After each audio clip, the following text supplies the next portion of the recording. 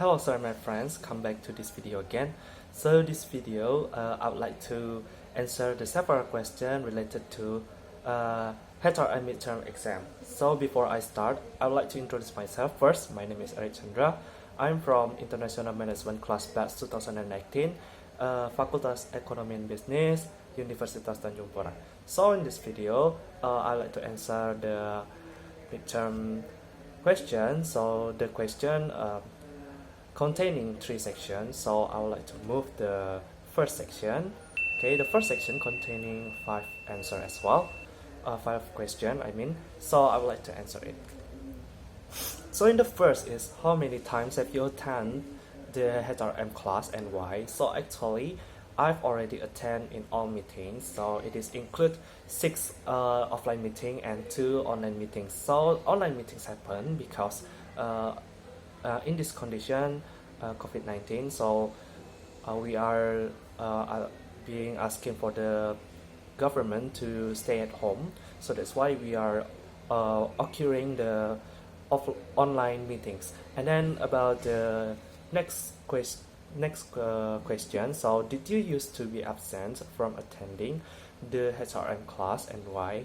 So actually until now I never do an absent because I have no any reason to absent, so it means that I always attend in all meetings, so that's why I want to learn a HRM, so there's no any reason for me want to absent from this class. Okay, we move to the next question. Next question is, what have you studied for all this while from your lecturer and your friends in the class? So actually I've learned a lot of things from HRM, actually from my lecturer and my friends.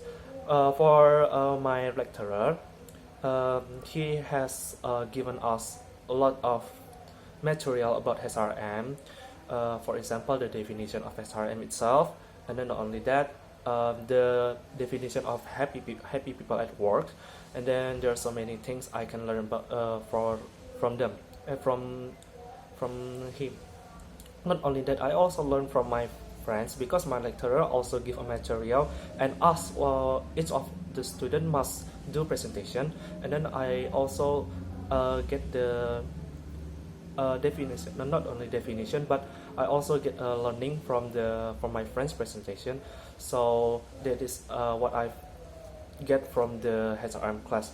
Not only that, the presentation including HRM organizational context, and then about the rewarding, and then about the development of human resource management. There are so many things I've learned about my friend's presentation. Not only that, I also learned about HR planning and how to be a criticism at the HR. And not only that, I also learned about the comparative HRM, the debates and evidence. There are so many things I learned from my friends. And then I would like to move to the next question. Next question is about, are you silent or active in speaking, discussing and answering questions or interviews given in the classroom? Why? In my opinion, I'm quite active in the class because sometimes I always ask with my friends when I don't really understand about the material that my lecturer give. Not only that, sometimes I ask to my lecturer as well about about the explanation that he has already given, because sometimes I don't really understand, and then I will to ask again. And then not only that, sometimes my friends do presentation and I will ask question about their presentation. Not only that, sometimes my friends when do presentation, they also give us several question, and then sometimes I answering their questions. And then not only that, next question is it the first time for you to study HRM by means of WA, Edmodo, YouTube and Facebook, and why? So actually it is my first time take these courses, and then using by media like WA, Edmodo, YouTube and Facebook, so I think it is new to me. Not only that, especially for Edmodo, I actually ever used that media as a media to learn. That is an English subject in the second semester. So, but for HRM, I think it is a new things to me to use VR, Edmodo, YouTube, and Facebook, because I think that we learn from the media social as well, so we can utilize our media social as a media to learn. Okay, we will move to the section 2. The section 2 contains 5 questions as well, so I would like to answer the first question first. So the first question is, are you active in WhatsApp group? If yes, what forms of activities have you done in the WhatsApp group? What benefit have you got from your activities in the WhatsApp group? So actually, I think I'm quite active as well in the WhatsApp group, because sometimes my lecturer give me, not give me, but give us some materials, and then give us the video, and then ask us to give an opinion about the video. So sometimes I also give a voice record. I also give my opinion about the video that has been given by my lecturer. Not only that, sometimes I also ask my friends, because my friends sometimes do a presentation, and then they share the link presentation, and then they have provide several questions, and then sometimes I answer the question, and sometimes when after I watch the video, I will ask them about the presentation. Not only that, sometimes I also give a link about my presentation as well, so they can learn about the material that I want to present. Not only that, so that I'm quite active in the WhatsApp group as well, so that's why I also give my opinion by voice record and else. So the benefit that I can get from the WhatsApp group, I think it can increase my confidence, and then increase my how to think criticism about the opinion that I get. I think it is a really useful, because I also can express my opinion by the media social. And then I'll like to move to the second question, that is, what question have you answered on the WhatsApp group, and explain your answer. So because my lecturer have already given us several questions, for example, like the definition of HRM itself, and then the entitled happy people at work, and then do you want to be a driver or passenger, and about the sexual harassment in company. So actually I've already answered it. For example, about the definition of HRM itself. The definition of HRM itself, as we know that the definition is about, by my opinion, I think that HRM is the system management that used in the company in order to make an efficient and effectiveness of worker in the company, in order to reach the goals in the company. And then about the second is entitled happy people at work. In my opinion, I think when people can enjoy about the circumstances of the work, and then they can being willingness to work about the appropriate of their duty or their task in the company, and then they can also get a decent salary by their skill. So I think it is a mean of entitled at happy people at work. So, and then we move to be do you want to be a driver or passenger? In my opinion, I think I really want to be a driver first, because being driver, we are not as a pilot as well, but we also can be a decision maker, because we decide which place that we want to go, and then we can also decide which the fastest way that we can reach the destination. And then we move about sexual harassment in the workplace. So actually about sexual harassment, I think it is really important that we should know about the knowledge of the sexual harassment, because sexual harassment tells us about the things that we should not to do, but sometimes we do it unconsciously. So that's why we must know about the knowledge of the sexual harassment itself. For example, sexual harassment is containing of verbal, non-verbal, and then visual. So that is why I think it is really useful for us to know about the definition itself, or the knowledge itself in the company. And then I'd like to move the third question. The third question is tells about, are you active on Edmodo? If yes, what form of activities have you done in Edmodo? what benefit have you got from your activities in Edmodo? So actually, I'm not quite active as I active on WhatsApp group, but I'm trying to be active soon. Sometimes I also give a comment, like and share. Sometimes I also ask with my friends, because sometimes my friends give a video link that I will answer the question from that as well.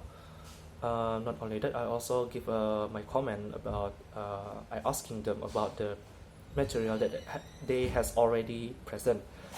Not only that, about the activities that I've already done in Edmodo, actually I make a video and then I share the link to the video.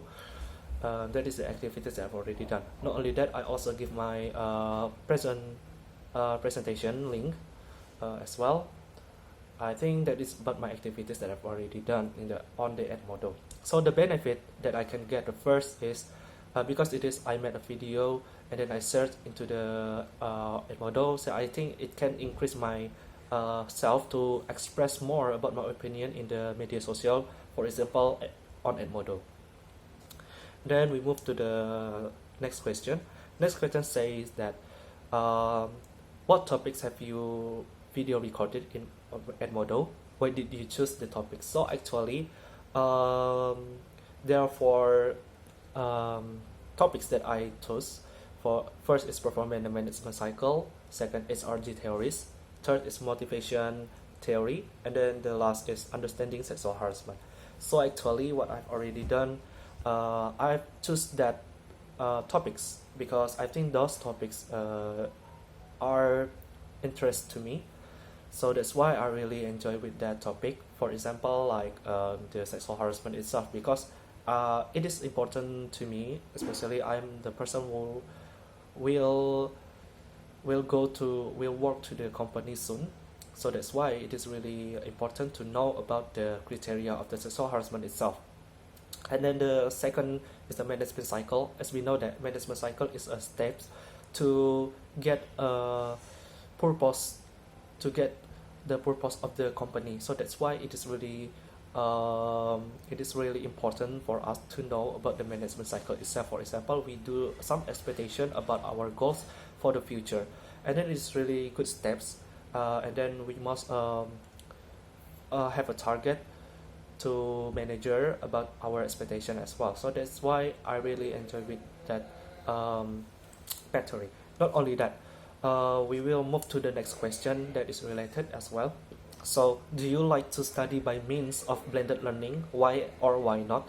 So in my opinion itself, I think that blended learning is new to me because it is my first time I take this subject.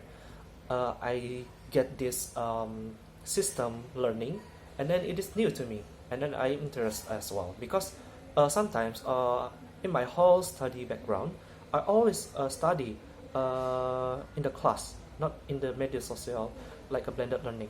So in the blended learning, I also grateful because I can learn whenever I go, because it is not only we can learn from the into the class, but we can learn from the outside as well. So that's why it is really cool. And then not only that, we also give our opinion by the video record like this, and then we also give an opinion by voice record. So I think that is a really cool system, and then I really like it. This benefit is I get the benefit is a lot because it can also increase my confidence. Like this, I can express my opinion about the question that I want to answer, and it is really cool. And then I would like to move to section 3. Section 3 contains 8 questions. So I would like to move to the first question first. So the first question says that, what is HRM? To the 5 experts, what is the definition of HRM? So what I've got from the expert, I got 5 experts from the material that I get from the article. There are 5 experts tells about the HRM itself. So the first is Matt and Jackson. It says that HRM is an effective way for the human resource and the company, and especially for the worker in the company itself. Not only that, the second is Del Yorder. Del Yorder says that HRM is a professional leadership for the people working in the company. So HRM is like a leadership to lead them to get a high performance for the company. And then about the third is MG Jusius. MG Jusius says the field of HRM including planning, organizing, and then controlling, directing. And then we move to Ricky W. Griffin. Ricky W. Griffin says that human resource is the organizational activities directed at attracting and maintaining our performance in order to pursue our goals in the future. So it means how we can maintaining, how can we keep, how can we develop our performance in the company. And then the last is Gray Dessler. It says that HRM is like a policy, when we want to do some learning, we want to do some recruiting, screening, training, it is included in the HRM. So about my definition itself of HRM, I think HRM is set of organization, one of the system that set in the organization or company to get an efficiency and effectiveness of the employee or people in order to pursue their goals in the future. So I would like to move to the second question. Second question say that explain the human resource management cycle. Give the example in your explanation. So actually, human resource management cycle is one of the system that can reach us to reach the goal. For example, management cycle have their own step to reach the goals in the future. There are 6 steps, so I would like to tell. The first is writing employees' goals. So the company asks their employees to write their goals or expectation about the future of the company. So for the example, we can say about the retailer company. The maybe has their own manager. So the manager will ask the employees to write their goals, write their expectation, and what kind of equipment will be used for them to reach the goals. So that is about the first step. The second step is about the employees to understand about the task that has been given by the manager itself. So the manager will give us several tasks. So that's why the employees should know how they can work well by that goals.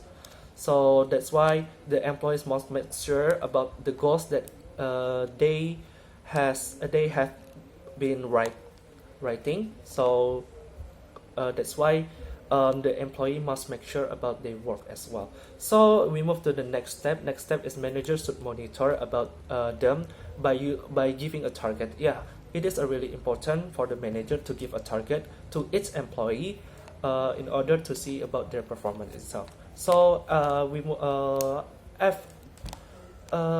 I've already talked about the first step, as we know that the first step tells about the employees must write their own goals. So that's why with their own goals, the manager should monitor the goals have its target, because as we know that the goals have their each target to reach the goals. So that's why by the monitoring, the manager will see if the employees have the good intention to do their goals. And then we move to the next step. It is a monitoring as well. This monitoring process will monitor about giving some assignment. For this monitoring, it means that the employees will be giving assessment to see about their development of the worker, about their progress in their work. So it is really useful for the manager to do this. And then the last is after the goals has been reached by the employees. So it means the next step is making a new goals again. So we must to improve our company to make or to set a new goal as well. And then we will move to the next question. Next question is, what is ethics? why is ethics important in a company? So what happens if there is no ethic at the workplace?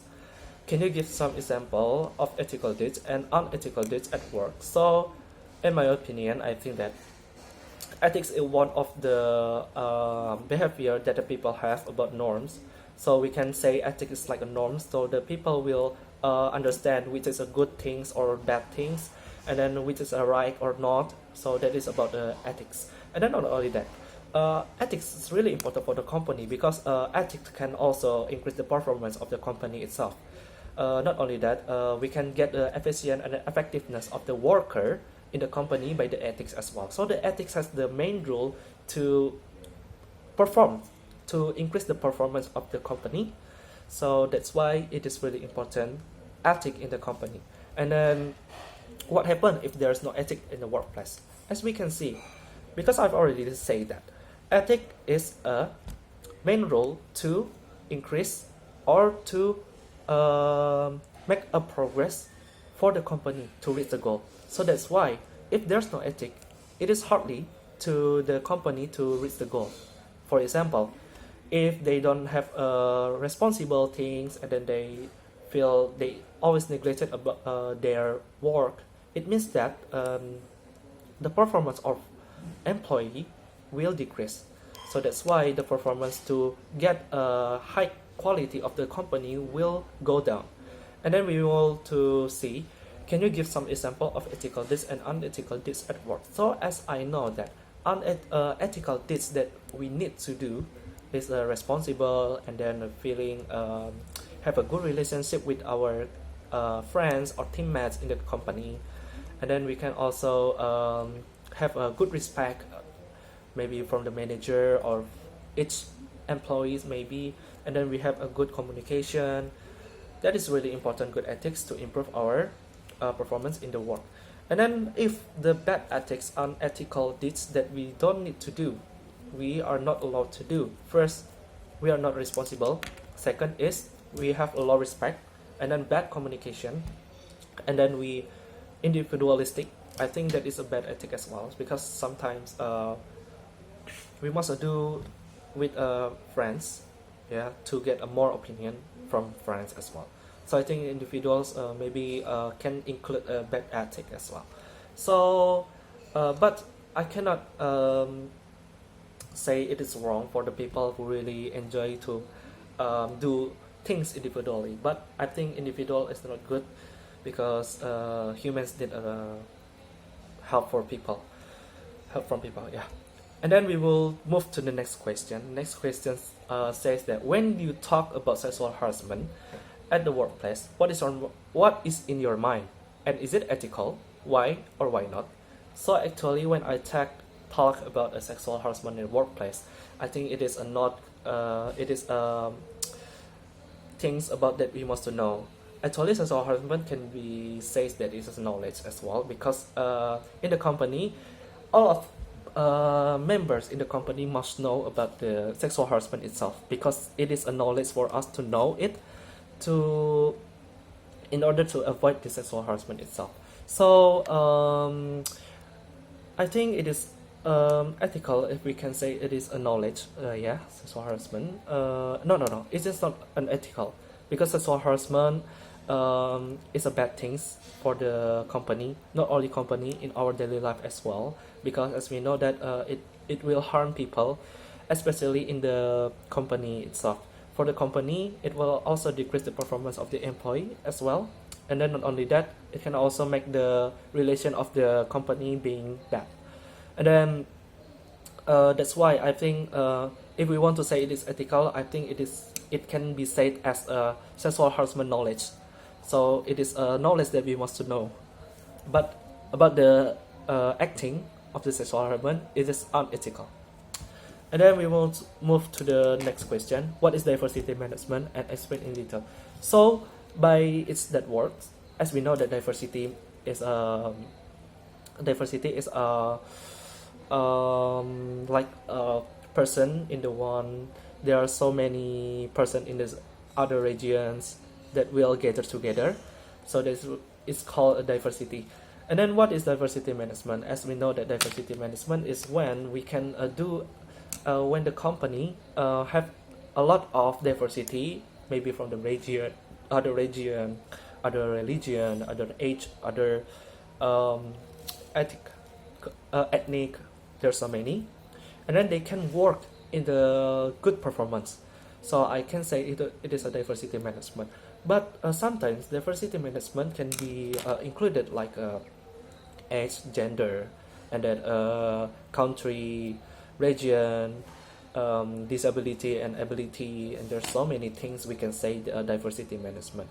Because not only that, so diversity management has its own weaknesses. For example, like there will be a personal bias, and then a discrimination, and then glass ceiling. There are so many things, but how we can get from that? Yeah, as a manager, we must do the diversity management in order to increase the performance of the company. So as we know that there are so many talented performance by the other regions people, so that's why diversity management is really useful in order to avoid people from discrimination. So that's why diversity management is really useful to do it. And then about the next question is about what is a supply chain, and then what is the relationship between supply chain and HRM. So actually supply chains is things about chain of the several parties to sell a product. For example, there are several industry that cooperate together to sell things. For example, there is raw material industry, and then there is a third party industry, and then there is a distribution, and then about the outseller. So that is really important to know about the supply chains. So that's why it's a definition of the supply chain itself. And then about that, as we know that supply chains has their own development. So that's why HRM is really useful to develop their development. For example, the relationship between that, we can see HRM can do some negotiation, can do some relation with each individual companies that relate to the supply chain, and then they can also improve together about our product, maybe about our performance, maybe, and then they can also do some training together in order to increase the performance of the worker. There are so many things. Do some collaboration, and then do a system, HR system, and then forecasting labor demand and supply across the entire supply chain. There are so many things about the relationship. So that's why it is useful to unify the relationship between the HRM and supply chain in order to increase the performance of their worker or the performance of the company itself in order to reach their purpose goals in the future. So that's why it is really useful. And then we move to the next question. The next question, it talks about open this link. This link tells about ethical leadership as antecedent of job satisfaction, effective organizational commitment, and intention to stay among volunteers of non-profit organization, and explain the contents of this article in detail. So actually what I've already got from this article, the first is there are several proposals about this ethical leadership.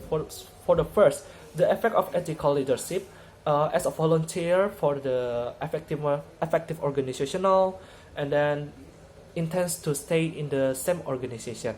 And then about the second purpose, it talks about the role played in this ethical leadership is job satisfaction. So the job satisfaction is the main role to between the ethical leadership and then the volunteers, and also it can intend the people to stay in the work in the same place. Not only that, as we know that ethical leadership will lead people to be more commitment to do their work. So it is also can increase the responsibility of people's work, and then it is really useful to people, especially for the worker, because ethical leadership may help them each other to increase their commitment about what they have already do with the people. So that's why ethical leadership will lead them to be a good performance for the worker itself. And then about the limits of the study of this ethical leadership, as we know that the study reaches only volunteers from the non-profit and organization, which means that the volunteers can also do this ethical leadership as well. And then we will like to move to the next question. This is maybe the last question, but there's a several question in the one question. Yeah. Okay. So the first, so the eighth question is open this following links and mention the speakers. In this video, the topics discussed in detail and what have you got from this video, and are the materials in this video important for you and your company. So there are three links. So I would like to move the first link first. The first link tells about why study HRM by direct learning. So actually direct learning has already tells about HRM itself. So the direct learning tells about when we do human resource management, we must do things first about what we have done before and then what we will do for the future. So that is why human resource management. Not only that, to make this being well, to run well, so the HRM need to plan a strategy. The strategy to increase about see about their competition, how to they deal about their competitors. And then after we have already made a strategy, we also have made the advantages. Remember, in HRM, the advantages of the company itself is the worker itself, because the worker will determine which is this company will run well or not, based on their performance itself. And then about the third is about the organization, and then successful manager and engagement. And then what I can get from the HRM itself, I see that HRM not only focus on the company itself, but they will focus with the management of the company, for especially like the employee itself, in order to how to deal their competitor in the future. Not only that, it will also set them to be a good performance, how they can perform well to deal with their competitor, and then how to get efficient and effectiveness worker to compete their competitors. That is what I get from this. And then I think this is really important to me to know that if I will be a manager soon, I must do these things. And then about the second video, it tells about Karts Borger GR PhD from University of Houston. So from this, as we know, I've already told before about the diversity management. So diversity management, and then how to managing the diversity itself. As we know, that diversity is including like an age, gender, and then about the ability or disability, and then about the LGBT, religion, and there's so many things about diversity that come from the other regions. Not only that, as we can see that how to manage diversity, we must to know well about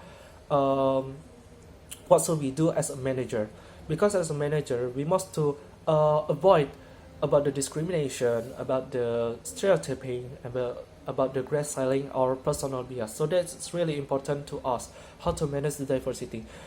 As we know that diversity people has their own good performance to perform our company. So that's why to manage it, we must to share about the relation it first. So the relation that we must to build into the company so they can avoid the discrimination, and then we must do some evaluation by each person in order to avoid the discrimination itself. So the last question is about the HR outsourcing by Ritu Gandhi Aurora. So what I can get from the HR outsourcing itself, it says about the subcontracting process. So as we know that subcontracting process, it means that we can produce a design and manufacturing by the third party. So the third party will do the finishes good for that. And then not only that, we can also see that this kind of HR outsourcing is really useful for the company, especially they can also reduce the cost saving. And then not only that, we can also reduce the cost and then do save cost as well, save time as well, reduce the time and then reduce the market sell as well, time to market. That is really important. That's why HR outsourcing is really useful for the company itself. Because when we want to sell some things, it is really need for our HR to find the fastest way and the effective and efficient ways in order to make the company can perform their effective and efficient ways. Not only that, as we know that the process will start from the negotiation first, because HR must negotiate with the third party itself in order to get the acceptable of the between the HRM and then between the HRM and the other companies. And then not only that, we can also see about the proposals and then other else. So about the using HR outsourcing, the companies must focus more about the constructing and the strategy rather than conducting the administrational. And then I think it is really important for the company to do this about the HR itself. So that's why the company need to maintaining about the performance as well for the future. So I think that is about my video about my answering of this midterm test exam. I hope all of you can enjoy this video. Thank you very much.